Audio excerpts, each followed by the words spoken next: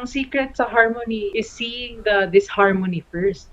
How willing are we to face any form of conflict and at the same time be able to be courageous enough to even hope to bridge it? Welcome to the Seven Dimensions of Wellness, the podcast that helps you reassess your habits and helps you progress. The seven dimensions are as follows: spiritual, physical, emotional, career, intellectual, environmental, and social. Reassess, progress. This is the Seven Dimensions of Wellness. So welcome back, you guys, to the Seven Dimensions of Wellness. We were interrupted earlier by an internet connection problem, but now we're back. We're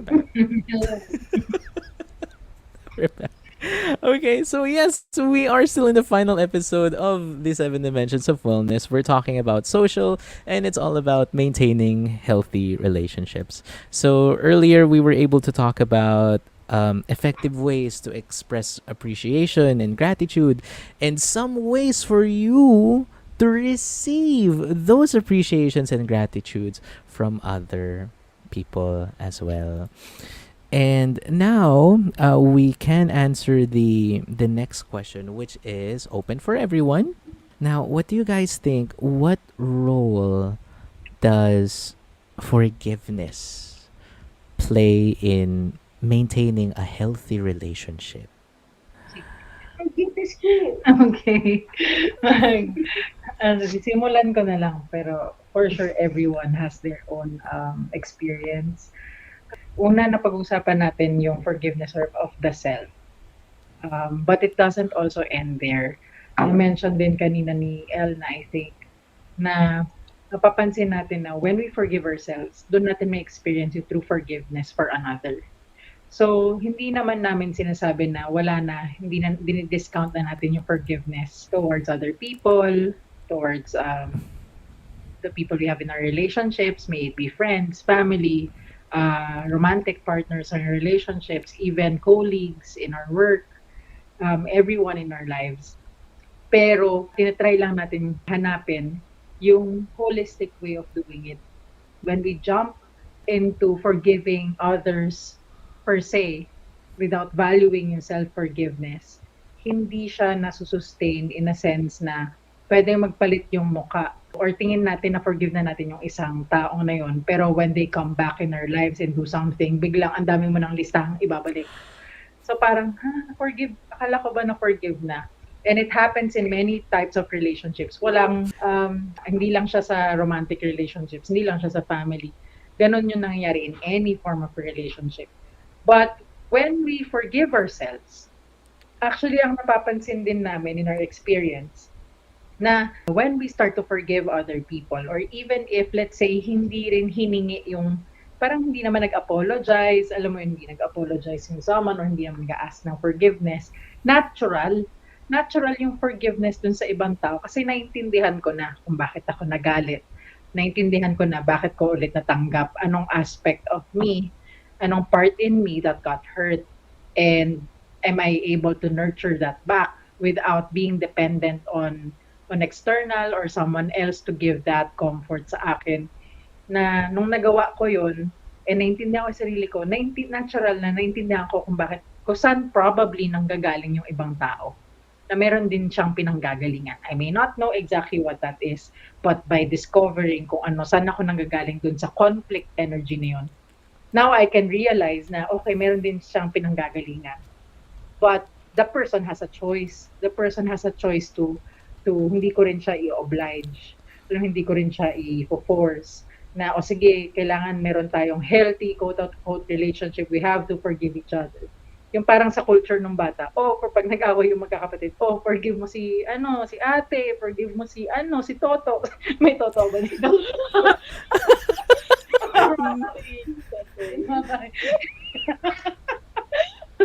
So, pero sana if we can create a space na kahit bata pa lang, na parang pwede pala yun, no? May self-forgiveness and then natural yung forgiveness sa ibang tao. Ang daming conflicts na mape-prevent na maprolong. Ang daming wars, eventually on a collective scale, ang daming mape-prevent na conflicts. minute and in a collective scale. Yun, Mm-mm. importante ang forgiveness. Ayun. Thank you. Thank you, Ate Det. So it's really important to know like where are we coming from and then where is that person coming from. Tama. Yes, may Ayun. acknowledgement. Yes. From what I've noticed lang din kasi like with me, I usually struggle in maintaining healthy relationships outside my family. Na umaabot ako sa point na like with my friends, a throwback episode with before is I would tend to please people just to satisfy them talaga. And all of my life, I would accept this idea na kapag plinis ko sila, when I give them happiness and less of me, sacrificial love, then I would have a healthy relationship with them. And then years later, to quote Mommy J earlier, it came back to bite my ass. Kasi most of them really, really disrupted my relationships per se. Kasi nung natutunan ko na talagang mag-say no, first of all, yung tingin nila sa akin ngayon, I became an antagonist, a bad guy, na hindi na nila nakukuha yung gusto nila sa akin. And although I saw this as seemingly a healthy relationship, kasi nga, sacrificial love, love others, ganun, what I was able to learn is that you really have to have a healthy relationship with yourself first. Siguro deeper understanding sa meaning ng forgiveness dahil may nabuong forgive and forget na parang ibig sabihin when we forgive as if we are parang hahayaan na lang natin walang accountability when it's actually quite the opposite. Now when we forgive ourselves actually that's when we become accountable to ourselves and to what happened, to the circumstance. Then, when we're able to do that amongst ourselves, natural then na we also hold other people. Parang we become responsible na, okay, naiintindihan ko na to. So, ito yung bagay na importante pala sa akin and na-overstep ko dati, nag-people please ako, nabigay ko sacrificial love. So, hindi ko na kailangan gawin yun kasi nafe-feel ko yung compromise sa sarili. It pains me. So, now I've forgiven myself. All the more na when parating pa lang yun, I will be very aware na hindi ko na gusto ulit, hindi ko na hahayaan yun. May boundaries na ako na isa-set. I'll set healthy boundaries, not coming from fear, but really coming from self-love. Hindi siya holding someone, hindi ka mo i-allow yung tao na to brush over something or brush you off. Hindi siya forgive and forget. Alam mo, ang masasabi ko lang dyan, kailangan natin ng reset ng understanding ng mga bagay-bagay. Yes. Because forgiveness has been, like any, has been misinterpreted. When forgiveness is for and give. Yes. For meaning you allow, you grant for something and you give. And it's very important that it starts with yourself. Because what you cannot give to yourself, you cannot give to others. Saan mo huhugot eh? Kaya parati kong sinasabi, so many people say, I love you. Alam mo ba kung anong ibig sabihin ng love na sinasabi mo?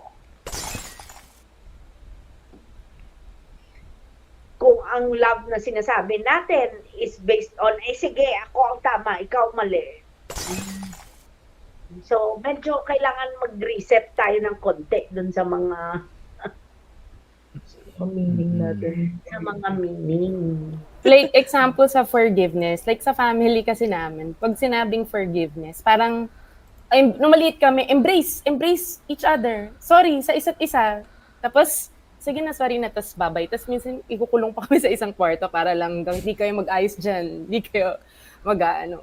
But then, na-realize ko over the years na parang forgiveness, nagkaroon siya ng definition na keeping the peace.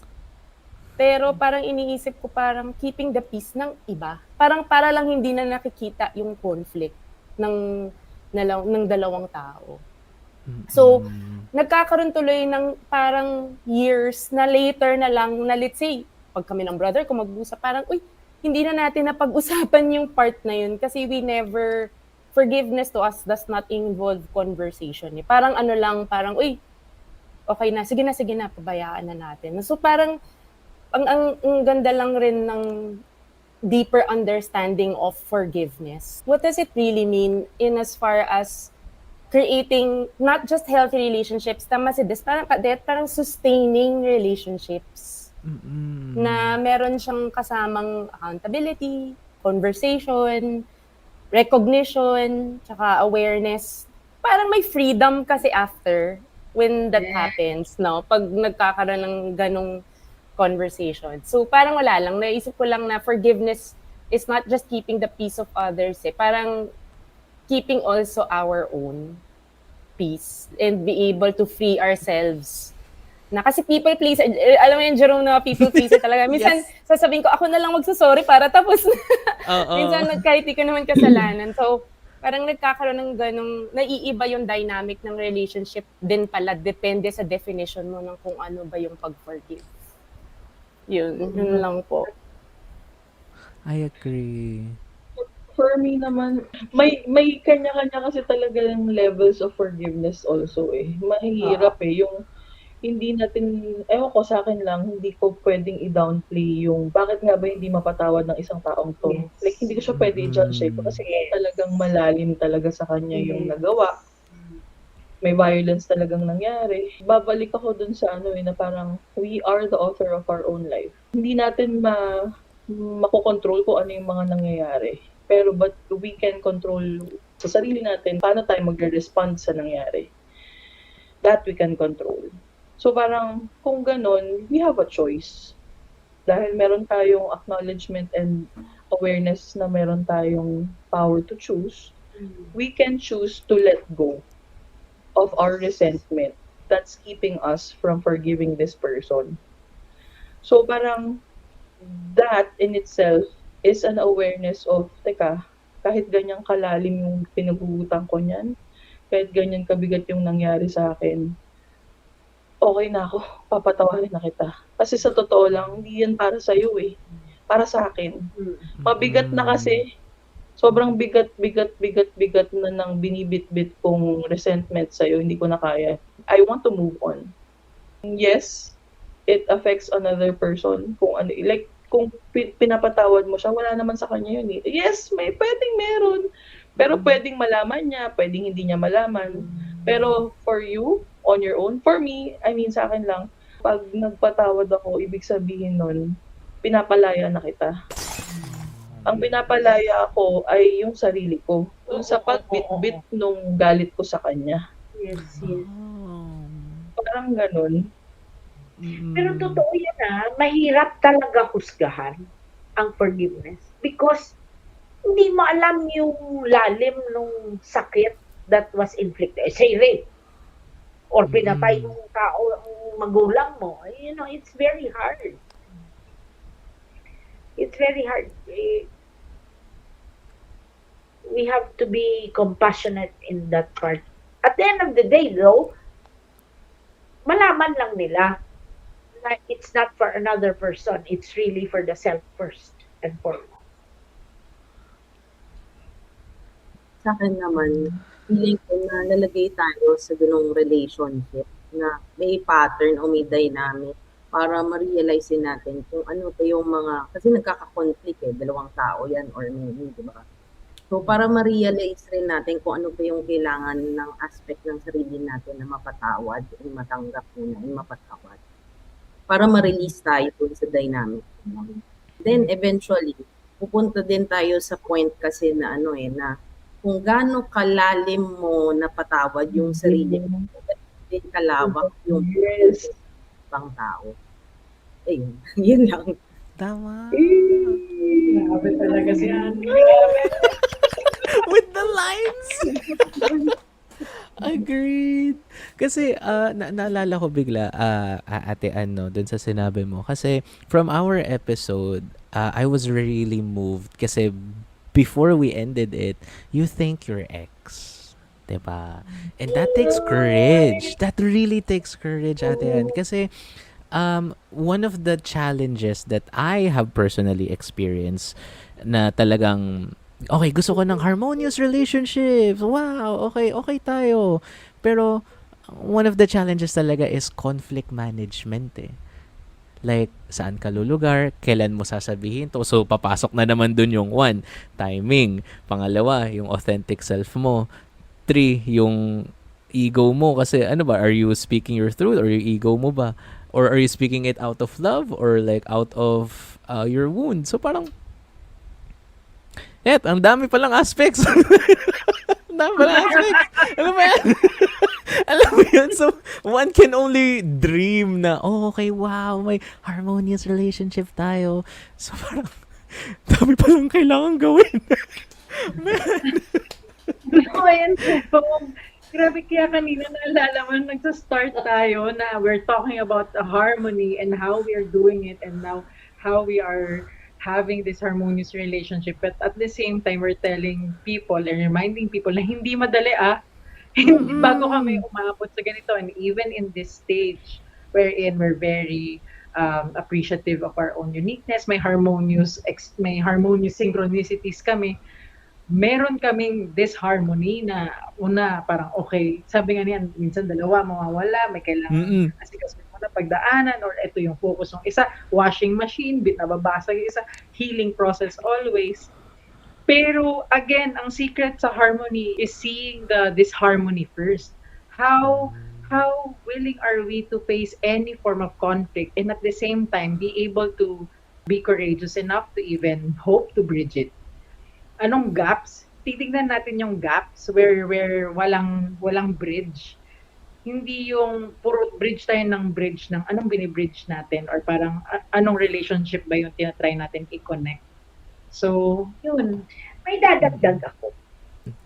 Mahirap, yes. But actually, that hirap is only in the beginning while you are reprogramming yourself to that new life, to that new renewed life. Pag nasanay ka na kasi na-reprogram mo na ang sarili mo in that new attitude, in that new... Sa umpisa kasi mahirap dahil may shaking eh. Mayayanig yung comfort zone. Diba? Nakasanayan na yun. Biro mo, isi-shake.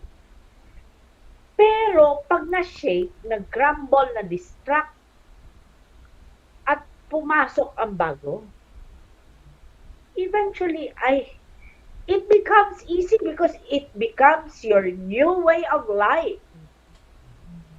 Parang tayo ngayon, easy lang kasi sanay naman na tayo eh. Dahil nakasanayan mo na-reprogram mo na yung sarili mo. Sa umpisa, mahirap talaga. But once you have established yung sinasabi ni Mika na settled, once nag-settle, na-establish na, ito na yung, sa umpisa, you catch yourself. Eventually, you keep catching. Nasanay ka na dun sa bago, but not really bago, sa real iOS mo. Oh. The real. Kasi, di ba, yung medyo illusionatic ang tawag ko doon dahil hindi natin alam. It gave us pain. Pag nasanay ka na, it's not going to be that hard anymore. and sustaining siya. Kasi parang sa amin, ang healing sa amin is part of our daily life.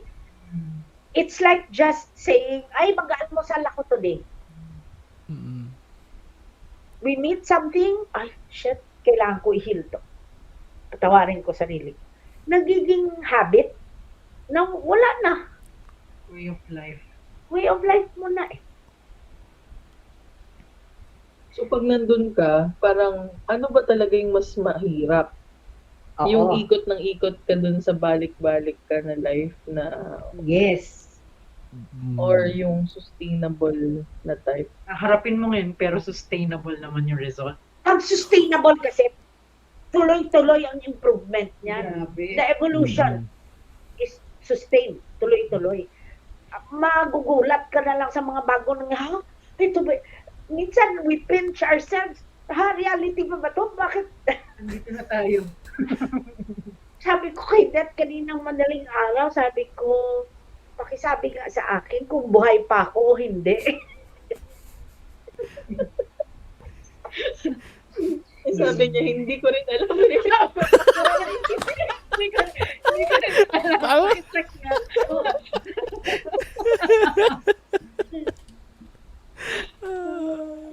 Life is really miraculous. It's really magic. Pag ang nag-ooperate sa buhay mo, energy ng harmony, grabe, grabe. And can you just imagine a harmonious society? Community muna. Kung ma-build lang natin in our own communities, in our own families, naturally magre-ripple effect din yun. Coming ripple effect even with the washing machine, even with the shaking. Kasama rin yun ng process, pero with patience and acceptance. Magko-connect din yan one way or another until we're able, hopefully, as a society, as a humanity even, na ma-build sustainably yung harmonious relationships. Alam mo kanina, may pinapanood kaming YouTube. Yung feature niya, they were camping and lahat sila chef. Lahat sila chef and their families. Kanya-kanya silang luto. Alam mo yung walang pasikatan na, mas magaling ako chef ha? Mas magaling ako magluto sa'yo. Wala. Ang ganda. Sobrang sarap And to panoorin. think, pare-pareho silang chef. Pati mga asawa nila, chef. Wala. O, ikaw magluto niyan, ha? Ikaw magluto niyan. And Grabe, talagang energy so abundant. abundant yung energy papanood. Tsaka may sarili-sariling toka. Yun, Oo. sarili to Hindi ka. yung pag tipo, mas may say ako mas importante yung nagawa ko kasi, entree. Oo. Ay, naku, gusto ko yung apple. Or, walang ganon. Talaga, we each play a role Yeah.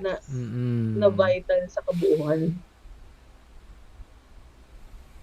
Ano talaga yan? Product yan ng harmony. Na hindi ka mangangain ng gagawin ng iba.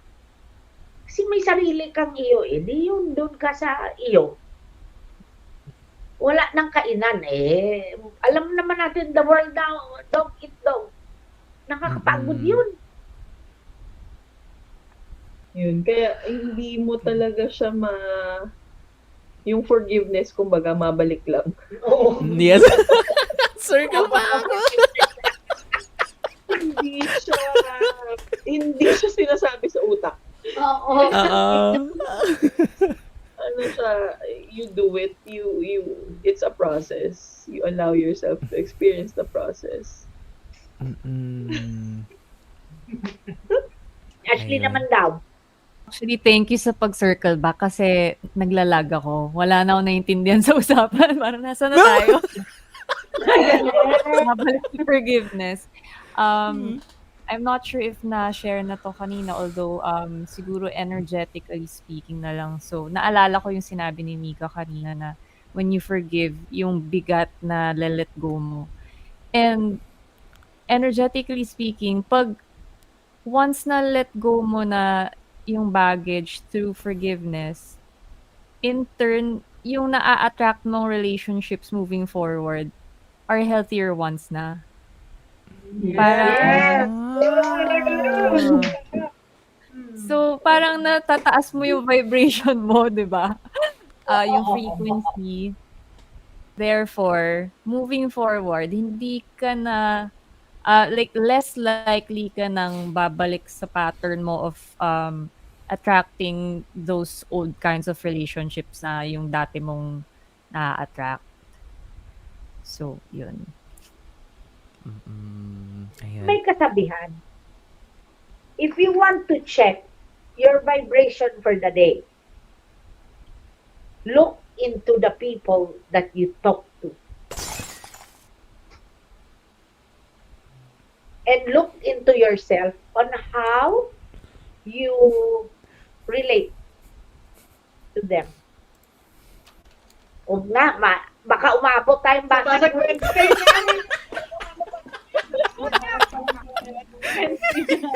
Malakayin yan. May, Bata is connect. totoo. Pero natatawa ko kasi, Kami na usapan. Kalaban ka. ay, yes, okay. Kasi pa lang tanongin namin. Okay, game.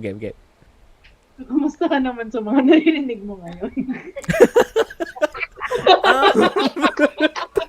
Dito, one natutuwa ako kasi like, okay, ang daming learnings, pero parang, paano ba to put it simply, lahat ng experiences ko with you guys individually, nag-wrap up into one, na parang, iba siya from a workshop, iba siya sa kahit anong experience na experience ko. It's like, may basag, may realization, may empathy, of course, pero more on basag din kasi na parang, oo nga no, wait lang, shit, oo nga. Tapos nandun na yung connect ng mga topics na napag-usapan before. Parang yung kanina, yung analogy ko na, oo nga no, parang ang hirap magkaroon ng harmonious relationship kasi ang dami talagang work. Tapos, from the concept of forgiving pa, that alone, my goodness, parang, ilang layers yun. Parang, wait lang. Pero alam mo, Jerome, kaya rin nai-instill ni Mami J yung patience. Kasi sabihin ko lang to, many attempts or wish to attempt to create harmonious communities. Pero nakikita namin, this is not even to judge, pero this is a natural byproduct. Kung wala tayong awareness, wala tayong healing of any kind, self-awareness, healing, forgiveness, hindi masusustain. Ito naman yung pwede kong dahil nagkaroon ka ng ganong, oh my God, ang dami pala. Hindi naman kailangan lahat at today or at one moment yun i-unpack and i-bridge. I-unbox. Basag muna. So lahat. Pero para i-integrate yan, unti-unti naman yan. Walang rush dito, walang rush. Wait lang. Yes. Baka this year, mag-create kami ng 5 days. Basag. Uy, magandang Intense, challenge. ha? Challenge yun. Maganda. Intense. Gusto mong mabilis? Sige. 5 days. Sama ka namin. Yes. As in, join ka lang. Kasi posible walang basag na mangyayari. As in, sama ka lang. Walang nga nagaganap. Yes. Parang, tawag dito okay babasagin and then, Pero malakas si Jerome, ha? Isipin mo, 6 kami, sabay-sabay. yun nga, mami. Oh. Parang, ano yan, the last time we talk about basag, sabi mo sa akin, Jerome, wait lang. Anong gusto mo, patient o diretsahang basag? Sabi ko, diretsahang basag, mami. Tapos yung sinabi mo kanina na na-mention din sa podcast is kung sinasabi niya na mahal na yung sarili niya, pero hindi naman talaga, isipin mo, saan niya nahugot yung pagmamahal na yun? Ako sabi, fuck, oo nga, no? Pero grabe, Jerome. Kaya totoo yung sinasabi ng Ma'am Jay na i-commend and appreciate lang kita. So when I got that realization, I was in the car, sa parking.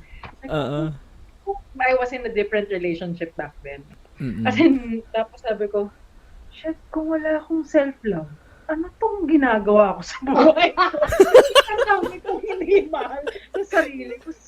Saan ko pinupulot yun? Sabi ko, ang tagal ko nakaganon doon. Sabi ko, shucks, saan ako pupunta? Sabi ko, anong gagawin ko? Matagal. Kaya again, hindi, ang healing is a Pero journey. galing natin sa Valentine's. I love you! Meron pang Oh! Saan mo hinuhugot yan? Sila na sumagot nun. Now I understand why. Main takeaway ko din sa isang episode with Ate Ash naman is that, nakalimutan na yung verbatim, but importante na i-note down mo yung nangyari for you to reflect back on it, for you to understand it. Now I understand why matagal din tayong nawala. And matagal din tayo hindi nag-release sa episode kasi talagang nanamnamin, yes, And then we did other things. Pero nanamnamin mo talaga yung basag eh. Ano? Wait. Sorry. Pero Jerome, you have to commend yourself for that. Okay? Mm-mm. Kasi yung nanamnamin mo yung basag, that is already a commitment. Will yun eh. That is an expression of love for self. Mm-mm. Ang dami naming binabasag. Sa daming taong pumapasok sa pathways. Minsan hindi nila alam binabasag sila. Kaya you commend yourself for that. Thank you, Mommy. Thank you. Ayan. Aww. Thank you. Okay. Grabe. Like, Basag Fest for this episode. Hooray! Ayan. And of course, Ate and Mommy, is there anything else you'd like to add naman? Anything that you would like to say before we officially like wrap things up? Siguro, yun, we said everything and lahat from the first episode ng series hanggang today. Ang masashare ko lang siguro or call to action sa runners na start with yourself. You always have a choice. So yung choice na yun is don't take it lightly, yung free will natin. Choose yourself. And maraming ways in choosing yourself. Start with self-awareness, start with even contemplation, even just by breathing. Parang, teka muna, kalimutan ko muna lahat ng nangyayari, ako muna. Doon lang muna magsimula. Ang laking bagay na yun. Huwag niyong mamaliitin yung work that you do for yourself. Don't ever underestimate that, because I've seen with my own two eyes and with the many things that we've seen in Pathways kung gaano kalaki yung impact niyan eventually to yourself, to every single person and every choice that you will make in the future. Kaya yun, sana just start with yourself. Start somewhere and choose yourself. Oh, ayun. Thank you, Ate Det. And of course, before we ask for everyone's words of encouragement or advice that you would give us for this season, Pathways muna, okay? Because we haven't really talked about it a little bit on what We Are Pathways is now, or what We Are Pathways is cooking now. For the runners and the listeners who are listening to this episode, where can we find you? And of course, show some love then and support. Ayan. So, to the runners, hello, we'd like to invite you. We're putting together the community. We'd like to invite everybody to join us sa Pathways Connect. So if you're in your healing journey, or if you are really about leading a life that is led by Spirit, you want to learn more about yourself, you can start with us in Pathways Connect. Di ko lang memorize, baka later in the post you can the link, no, maybe when we post this, where they can register and join the community. Kasi ang daming events na darating in the coming 2 months, I think. So we have a lot of events packed, and that gives you an opportunity to meet people who are in their journey as well, to connect with them, ask questions, tapos grabe yung topics, and that it will really help everybody, especially those that are really dedicated to starting with themselves. So you'll be with people who are the same. Tapos, there will be, add ko lang, na pag sumali tayo sa Pathways Connect, you will have access to some exclusive events and some special discounts on our workshops and some sessions. I hope to see more runners in Pathways Connect. We look forward to having you there. Thanks, Jerome. Thank you. Before lang din si Ash, Pathways Connect, and apart from yon na binibuild namin in the next 2 months na ilalabas, lalabas din yung School of Self, Pathways School of Self. So andun na yung workshops natin na inaabangan din ng ibang ng Pathways peeps. So watch out din. Pero sana mag-Pathways muna kayo, you'll get exclusive discounts there. Yan. And Ash, paano Yes. sila mag-start this? Yes, so you can find us online on social media. On Instagram, we are Pathways PH. Ganon din sa Facebook page naman, facebook.com/wearepathwaysph. And you can also join our Facebook group at facebook.com/groups/wearepathwayscommunity. Pero kung hindi nyo matatandaan lahat niyan, punta na lang kayo sa linky.ph/wearepathways kasi nandyan lahat ng links namin including our Pathways Connect link sa NAS.io, and in the near future, magkakaroon din tayo ng YouTube account and it will also be there. So linky.ph/wearepathways. Kami na-excite. Yes. Okay, so last one. It's going to be like a short activity. Mommy and my ates. Whatever it is that you're compelled to say right now, like it can be short, it can be long, but the floor is yours to officially wrap up the 7 Dimensions of Wellness Season 3 of Runaway Podcast with We Are Pathways. What advice or encouragement would you give to the listeners for this season? So runners, ito lang masasabi ko. To the 7 dimensions of the self and the healing. Maganda yung pinili ni Jerome na topic.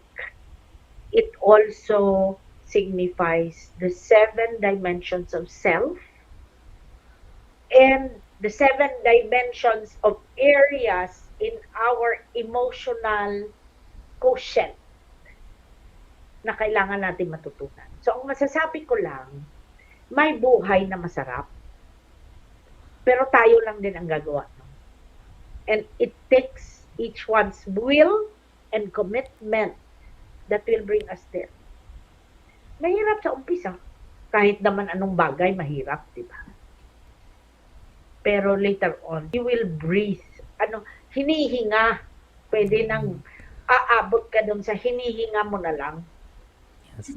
Thank you. Akin may Wait. pag- Wait lang ate.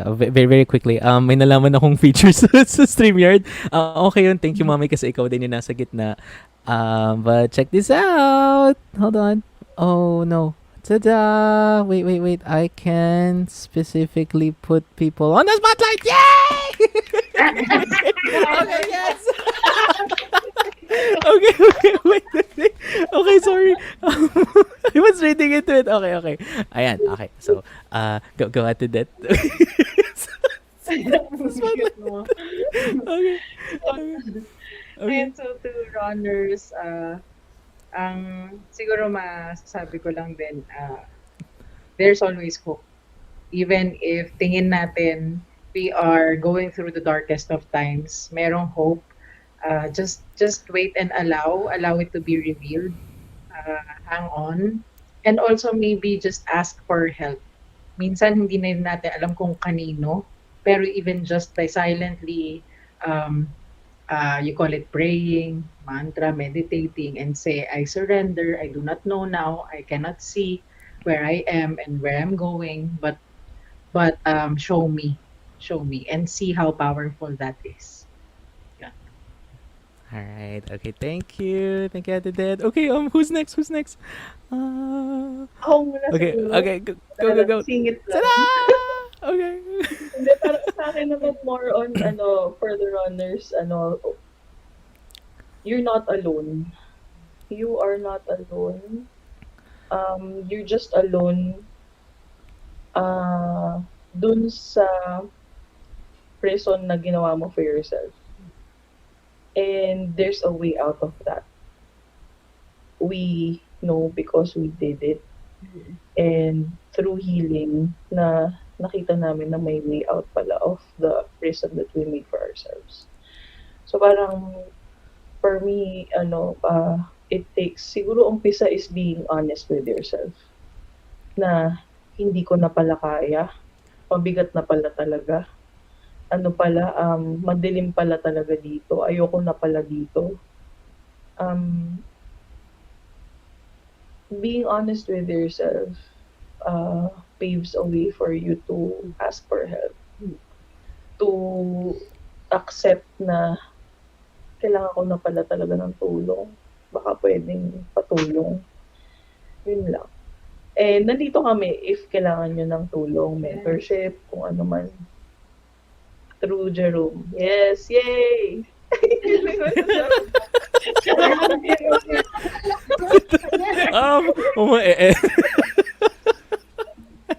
Runners eh. Ayan, thank you. Thanks, Ate Mika. Pwede may sasabihin. Okay. Who's next? Ate Elna? Yes? Okay, here we go. Alright, tada! Okay, go ahead. Jerome, una sa lahat, maraming salamat. Kasi I think this is a great opportunity na finally Pathways is now really available to the runners, to a lot of people who are going through so much. May time nga na parang dati, naku, sana na-meet ko yung Pathways nung mga unang panahon na nangangailangan talaga ako, no? And I'm so happy kasi now that through collaborations with you, we are able to reach more people na hindi nyo kailangan hintayin yung sukdulan. You can come to us. We're accessible. We have provided mga ways through social media, through Pathways Connect, through runners, and more collaborations para ma-realize nyo hindi talaga kayo mag-isa. And may way. And that kung sa mga tao, since, isa rin akong ganun dati na who wants to be seen, ini-invite ko na see natin yung sarili natin. Baka naman makita nyo na it's wala sa labas.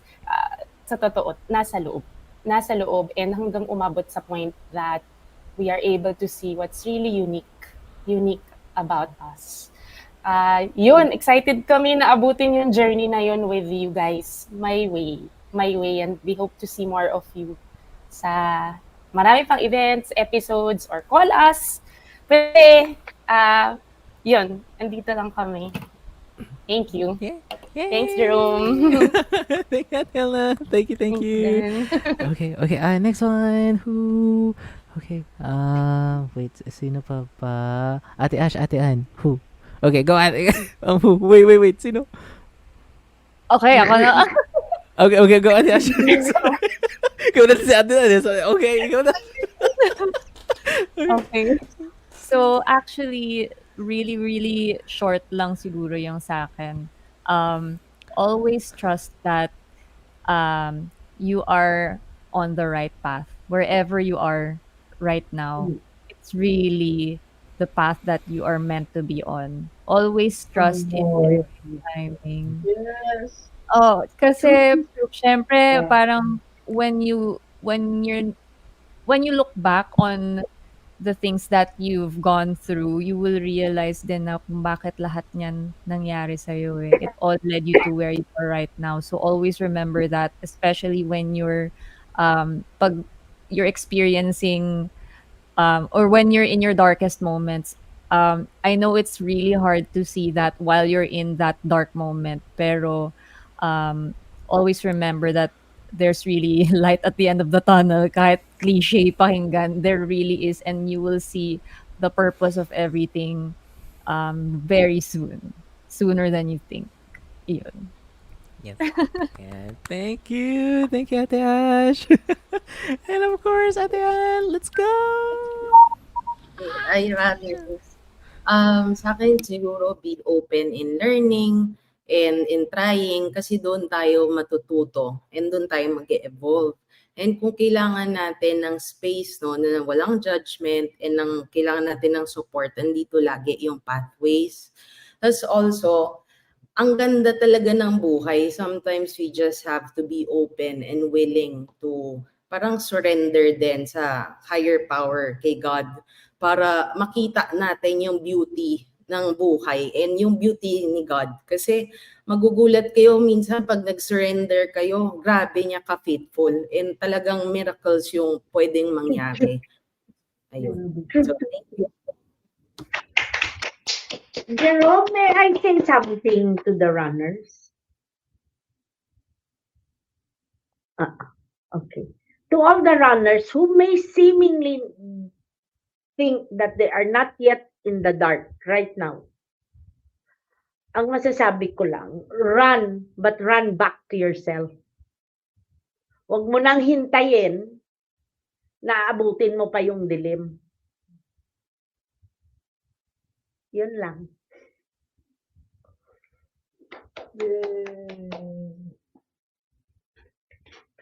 Hindi ata narinig si Jerome. Sorry. Ayan, thank you, thank you. And of course, I'd also like to say something then to everyone. First of all, I'm gonna try my best to say this even if I cry, okay? Even if I cry. Not scripted, but this really started out by hoping na makasali or ma-experience yung healing journey, kung ano ba talaga yon, like what's that. And to tell you the truth, akala ko talaga pambabae lang talaga yung pathways. And alam mo ng runners, alam na pathways yan. But now, from my first healing session, from meeting everyone during the TarotCon, and doing workshops, doing each episode with you guys, not only that I was able to experience each gift that you have, and not only did you make basag sa akin every episode, but I was able to find out na, one, there are a lot of things that I still have to learn and to unlearn. Kasi like what I have been living, so-called, na ito na yung buhay ko, ito lang yung alam ko, like hindi, ang dami pa pala. Like there's more to life than the things na alam ko. And I want to say thank you kasi hindi ko talaga akalain na ito na. Dito na tayo sa uli. Diba? Parang nagkukwentuhan lang tayo dati before na gagawin natin to, but now it's all done. And when something is done, it's a perfect time to reflect and think about what happened. Yes, new doors. Yes, new opportunities. But I can't really thank everyone enough. Mommy J, Ate Det, Ate Ash, Ate Elna, Ate Mika, Ate Ann, and to all the students of Pathways then, and to my other artists then sa We Are Pathways. I'm so thankful kasi I'm gonna cry if I'm gonna say this, but I've never realized that a man, okay, is capable in embracing his feminine side and ask for help to heal, to genuinely heal, and to take my healing journey seriously. Nakala ko it's impossible, but it is possible. Ayun. So, ayun. Ayun lang. Grabe. Yeah. You've just opened doors, Jerome, For men also. for men. Ang dami na rin kuyas. Ang dami mo na rin kuyas. Yes. Papaalala ko lang, pero na-open mo rin yung door na yun, na tumami pa yung kuyas in Pathways. Yeah, thank you so much for everything that you do and everything that you are. Totoo. Grabe. Thank you.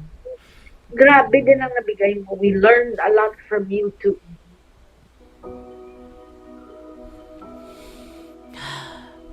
Happy. Thank you. Oh, deep breaths. Ano? Oo. Sorry, naging raw and emotional ako doon. So, oo.